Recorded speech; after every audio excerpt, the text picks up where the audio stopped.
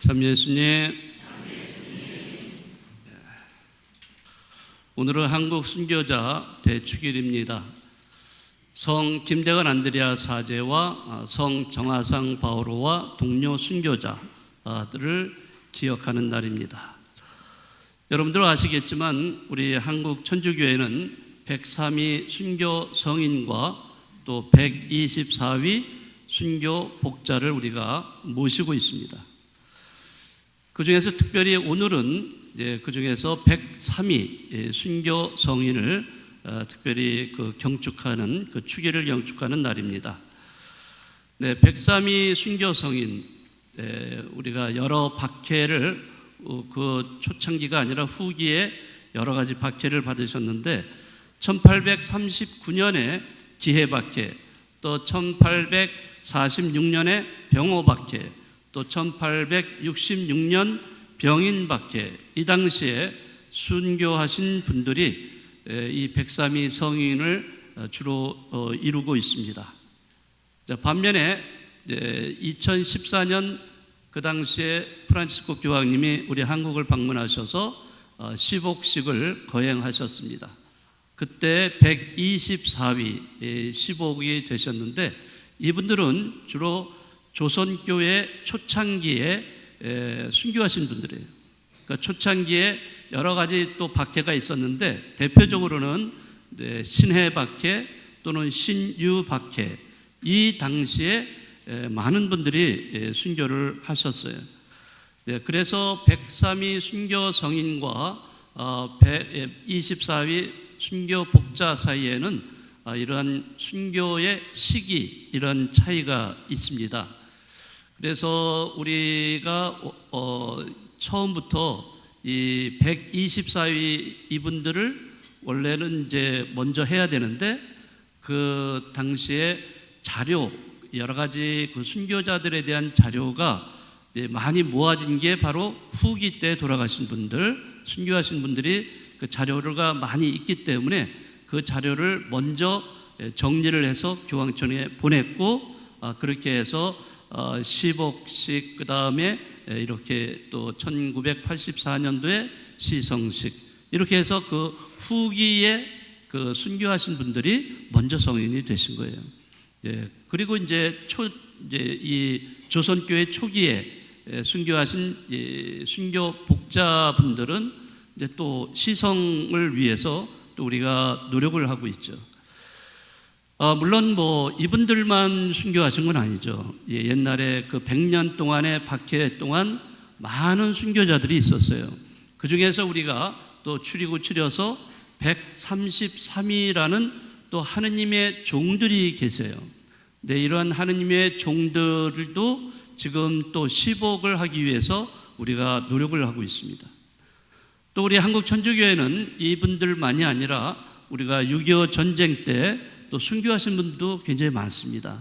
그래서 이러한 돌아가신 또 신부님들 또는 수녀님들, 그 밖에 평신도들, 이런 분들을 또 우리가 시복을 하는데 추진을 하고 있고요.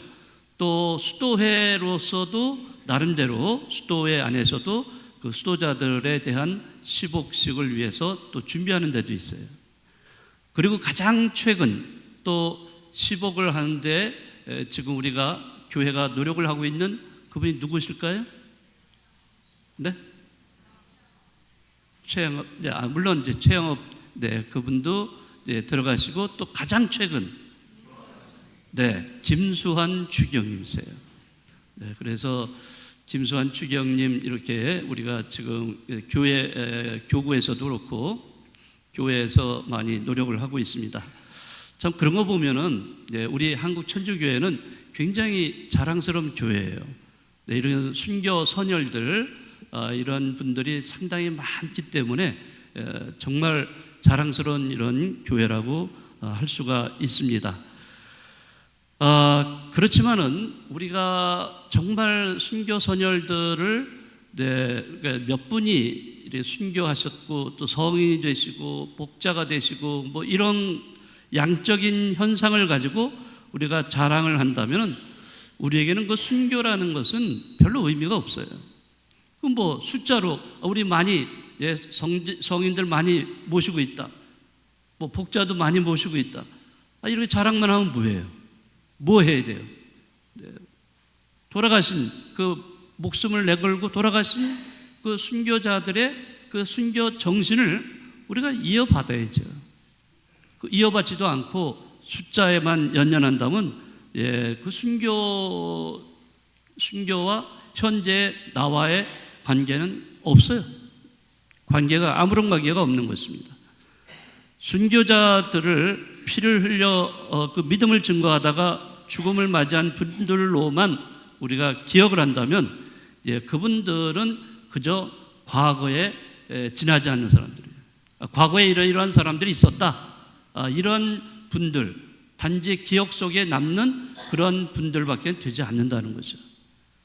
그러니까 그런 순교자들이 보여주신 그 순교의 행위, 순교 정신이 지금 나와, 현재 나와 어떤 관계가 있느냐, 이러한 거를 우리가 생각을 해야 돼요. 근데 왜 이렇게 우리가 현재 나와 관계를 잘 생각하지 못하게 됐냐면, 옛날부터 교회는 이 순교자들에 대해서 주로 돌아가신 것, 죽으신 것, 이 피를 흘려서 목숨을 바친 것, 이 순교에만 치중을 했기 때문에 그랬습니다. 그래서 이분이 뭐 참수를 당했다든지, 뭐 목졸라 죽음을 당했다든지, 뭐 굶어 죽었다든지, 뭐 이런 죽었다는 거에만 우리가 알고 있는 거예요, 많이.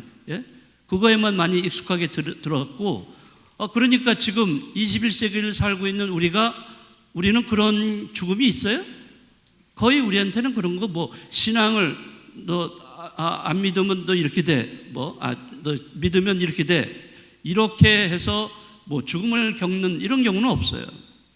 그러니까 순교라는 것이 죽음 자체에만 너무나 초점이 맞춰져 있다 보니까 우리는 순교자들하고 관계가 없어. 우리는 그저 기억만 할 뿐이야 라고 될 수밖에 없다는 거죠. 그러면 순교자들은 그저 과거에 있었던 분 중에 한 분 정도로만 남아있는 거예요. 그러면 그 순교가 우리하고 무슨 상관이 있느냐 이거죠. 자, 그래서 우리 교회 안에 아주 잘 알려져 있는 역사학자 분 중에 한 분인 조광 교수라는 분이 계신데, 이분이 뭐라고 하셨냐면, 죽음으로 이어지는 믿음의 고백, 근데 이것도 중요하다. 그러나 사랑의 실천이 순교의 기준이 되는 것이 더 중요하다. 자, 이런 말을 한 적이 있어요. 사랑의 실천이 순교의 기준이 되어야 된다 하는 그런 말입니다. 그러니까 이제 초점은 옛날에는 죽음이라는 것에 맞춰져 있었다면, 이제 순교는 어디에 맞춰져요? 사랑의 실천에 맞춰져야 된다는 것을 의미하고 있습니다. 자, 여러분들 아까 제2독서 우리 바오로 사도가 로마인들에게 보낸 편지에 보면은 얼마나 열렬히 그리스도의 사랑을 이 바오로 사도가 역설하고 있는가, 이런 거를 알 수가 있습니다. 무엇이 우리를 그리스도의 사랑에서 갈라놓을 수 있겠습니까? 환난입니까? 박해입니까? 굶주림입니까? 헐벗음입니까? 위험이나 칼입니까? 자, 이렇게 반문을 하고 있습니다. 그래서 바오로 사도는 계속해서 말하고 있습니다. 그 어떠한 것도 하느님의 사랑에서 우리를 떼어 놓을 수 없습니다 라고 이렇게 고백을 하고 있습니다. 얼마나 이 바오로 사도의 열정적인 사랑의 고백입니까?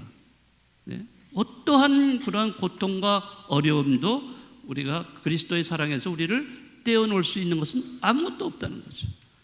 그러니까 그 100년 전에 100년 동안 박해받은 그 순교자들이 바로 그 그리스도의 사랑을 그걸 믿었고 고백을 하고 목숨을 내놓았던 것이죠. 여러분들이 아마 들으셨을 줄 아는데, 베트남에 반투한 추기경님이 계셨어요. 물론 지금은 벌써 돌아가신 지 한 10년 이상의 세월이 흘렀는데, 그 반투한 추기경님이 남겨주신 뭐 저술이라든지 그분의 말씀들은 대단히 많은 감명을 주고 있습니다. 자, 베트남은 1970년대에 공산화됐어요. 그래서 공산당이 쳐들어와서 모든 교회를 다 압수를 하고, 특히 반투한 추기경님이 그 당시에 갓 이제 주교품에 올라서 주교님, 나트랑 교구의 주교님으로 이렇게 재임을 하고 있을 때인데, 공산당이 다 쳐들어와 가지고 이 주교님을 잡아서 그때부터 감옥에 가두었습니다. 근데 감옥에 가두었는데 얼마큼 가두었냐면 13년 동안 감옥에 가두었어요. 13년 동안 이 주교님은 정말 고통 속에서 살았습니다. 왜냐하면은 주교님이 처음에, 물론 나중에는 조금 이제 그런 걸 덜 했는데, 처음에 감옥 생활을 할 때 굉장히 힘들었다고요. 왜? 내가 주교로서 그 우리 신자들을 이렇게 돌봐줘야, 사목을 해야 되는데 아무것도 못하고 이 감방에 갇혀 있는 자기 자신에 대해서 굉장히 비참함과 어떤 고통을 느꼈다고 하는데, 그때 이제 그 이유로 해서 이분이 정말로 주교님으로서 할 수 있는 역할을 그 감옥에서 다 했어요. 거기에서 물론 여러분이 다 아시겠지만 미사도 드렸어요. 미사 어떻게 해요? 손바닥에 제대가 됐어요. 여기에다가 조그만 빵 이렇게 구해놓고, 포도주는 자기 위장약이라고 좀 외부에서 들어온 걸로 그 안에 포도주 조금 담아서 누군가 보내준 걸 가지고서 조금씩 해서 손바닥으로 그걸 축성을 해가지고 미사를 드렸어요. 그리고 감방 안에 그 안에 있는 신자들하고 같이 미사를 해서 조금씩 빵을 나누어 줬던, 그러면서 감옥에 있으면서도 바깥에 있는 신자들을 향해서 많은 희망의 메시지를 이렇게 썼던 그런 분입니다. 자, 그분이 순교를 이렇게 말한 적이 있어요. 순교는 하느님을 위한 사랑에 경계를 두지 않는 것입니다. 자기 자신이나 생명, 나아가 자기 행복을 구하고자 긋게 되는 자연스러운 제한선마저 포기하는 것을 의미합니다. 이렇게 말한 적이 있습니다. 그러니까 신앙생활을 하면서 하느님의 사랑에 경계를 긋는다는 것, 한번 생각해 보세요. 우리는 얼마나 이러한 것을 해왔는가. 자기도 모르게 이 경계를 긋는 거예요. 하느님의 사랑, 나는 이것만 하면 돼, 나머지는 안 해도 돼, 나는 이 정도면 충분해, 이런 식으로 경계를 긋는 그런 신앙생활을 해오지 않았는가. 우리 자신을 한번 생각을 하셔야 됩니다. 내가 정말 행복해 하려면 하느님께 전적으로 의존해야 되는데, 우리는 자주 하느님보다는 재물과 물질에 애착하는 그런 모습을 보이기 때문에 늘 경계를 그으면서 살아오지 않았는가 생각을 해야 됩니다. 특별히 우리가 편리하고 편안한 신앙생활을 자꾸 이렇게 하다 보면은 경계를 긋게 된다는 것이죠. 그러면 경계를 그으면은 자기 자신의 그런 삶이 이제 타인을 향한 삶이 될 수가 없어요. 타인의 고통도 수용하지를 않게 되는 것입니다. 우리의 신앙생활 역시 하느님과 적당한 선을 그으면서 살아가는 삶이 아닌지 우리 자신을 돌아봐야 합니다. 그 선, 경계를 우리는 포기를 하고 희생할 각오를 해야 합니다. 그러한 태도는 바로 하느님의 사랑과 이웃 사랑에서 나온다는 것을 기억해야 합니다. 사랑의 실천만이 바로 순교를 현재화시키는 길이라는 사실도 우리는 깨달아야 할 것입니다. 순교가 현재화되지 않는 순교는 아무 의미가 없어요. 그것은 박제된 순교밖에는 될 수가 없습니다. 그런 박제된 순교는 저기 박물관에 가면 많이 있어요. 우리는 박물관의 순교를 물론 바라보기는 하지만은 그것을 우리가 실천하는 것은 아니죠. 현재화가 돼야 돼요. 지금 이 순간에 내가 살아가는 이 삶 안에서 순교가 현재화되어야 된다는 것. 자, 그래서 남을 위해서, 타인을 위해서 우리가 아주 조그마한 희생도 좋고 사랑과 자비를 함께 나누고 실천할 때 진정으로 우리는 그 이미 앞서가신 우리가 순교 선열들을 본받는 그러한 후예들이 될 거라고 생각을 합니다. 아무튼 오늘 이 순교자 대축일을 우리가 보내면서 순교 정신을 이어가는 여러분들이 되시면 좋겠습니다.